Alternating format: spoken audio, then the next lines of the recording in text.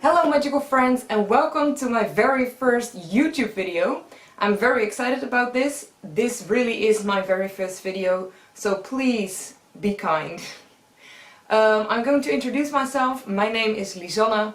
I'm a Dutch witch, aka the Curly Witch Creations on Instagram. Over there I share my creations and photos, so if you like what you see, please hit that follow button. I am a photographer, polymer clay artist and also an editor. And in this video I'm going to show you how I colorize my photos in Photoshop. And yes, I use only Photoshop. But I think if you have Lightroom you can follow along because I'm going to use quite some things also in Camera Raw. My camera is a Canon 5D Mark II. We're going to work with a silhouette photo I made last week at sunset, and there's always something mysterious and magical about a silhouette photo. You do have to be a little bit lucky, you know, with the clouds and coloring. You can also do quite a lot of settings in your camera, but I'm going to show you that later. So, I think it's time just to dive in. So here we are then in Photoshop. I always shoot in RAW, and when you shoot in RAW and you click your photo, it automatically opens the Camera Raw filter. If you don't or cannot shoot in RAW, you can also open your photo in Photoshop and then go to Filter and Camera Raw filter. Like I said, I always shoot in RAW and JPEG, by the way, but just to show you how you can open it this way. I'm not going to show you too much because otherwise this video is going to be very long. I'm just going to show you some basics. So I really think it's important to understand color, like the temperature, like yellow is the opposite of blue, green, magenta, cyan and red, and etc. So we're going to see if we like to make it a little bit more cooler or warm. I think I'm going for a little bit more cool, a little bit more magenta. Yeah. Contrast, highlights, we're going to darken the shadows because we want to really make it mysterious. Also the blacks a bit more. Clarity is local contrast. I use it, but not too much. You can see over here in the clouds. Then we're going to make the blacks a bit more dark because the clarity just, you know, got that up a little bit. Then I actually never use the saturation because it can make a photo very intense. If that's your style, that's totally fine. I just use the vibrance a bit more. So there we go. And with those actually kind of small adjustments, we already did a lot. Look at that. That's totally different already. Then let's see, what are we going to use? Yes, we can use the hue. Normally I'm going for a little bit more pink or magenta. This does a little bit over here. I do like the yellow in this photo. Nothing. I think the purple and the blues are going to do a lot. Yeah. But I don't like it very much for this one, so we're going to leave that over here, and later on I'm going to show you something in selective color. Let's see. We can do a little bit more purple. Okay, you also have the saturation and the luminance. Luminance I usually use for portraits to, you know, enhance more details in the face, but that's not for now. There are also quite a lot of presets in Camera Raw. Over here I downloaded a few in the past just to see what certain, you know, filters do and understand where it comes from.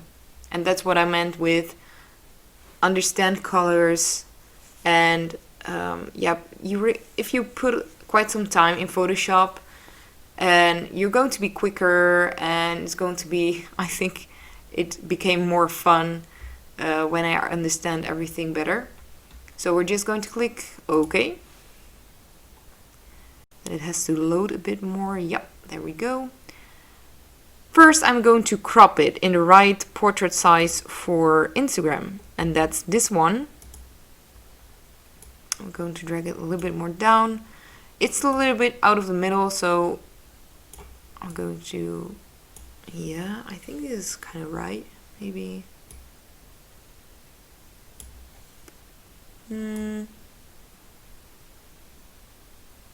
Yeah, I think, ooh.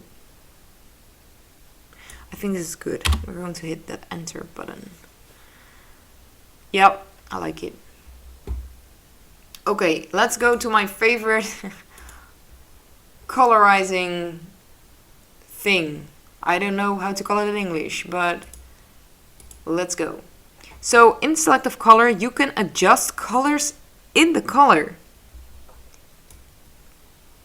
You know, over here, maybe a little bit more red. This way. This one a little bit up, more yellow. Then we're going to do something in the blues. Yep, I like that one. You see what happens? I mean, you can do so much. Okay. So you can do a lot in selective color. You can also add color in the blacks. There are a lot of possibilities also in Camera Raw. But over here, say if you want to adjust more coolness in the shadows, you can just drag the yellow down. You see what happens? It just really depends on what kind of, you know, mood you're looking for. It really depends.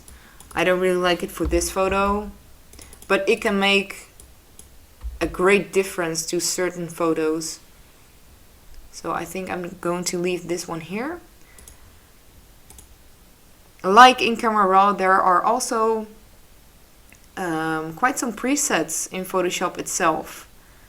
We have to go to color lookup, and what I use for a little bit is the two-strip look. It takes out the yellow. It makes the blues more, how do you say that, more cyan. We're going to reduce that. You see what difference it can make. Maybe I'm going back in selective color. Oop. You can just double click this one, this box, and then it opens where you know, adjust things. I'm going to the blues.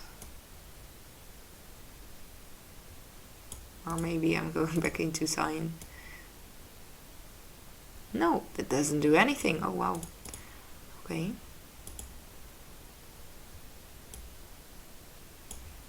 I just wanted to make it a bit more.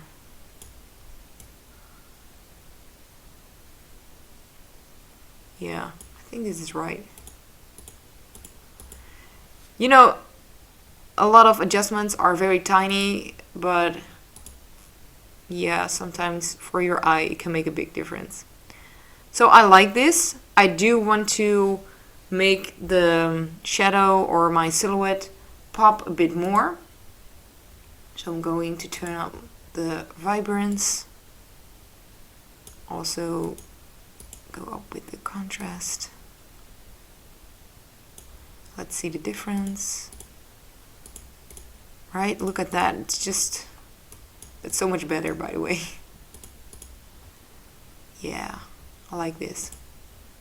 So what I already did, I added some bokeh. And I just copy and paste actually from another photo. I had another photo shoot that day, and she held fairy lights. Look at that. It makes it quite some magic. I mean, yeah. it looks like you really wanted to be there, you know, shadow magic. So I think I'm quite happy with this color setting and with this photo. What I also sometimes do is add a layer, set it on soft light, and then paint some certain colors with a brush. Put your opacity on 100%, your flow very low, like 1, 2 or 3% max. Let's say if you want to add some more purple over here, sorry. Excuse my English sometimes. Let's see. It made it a bit more intense. Maybe we can also add some yellow, a bit more orange yellow actually.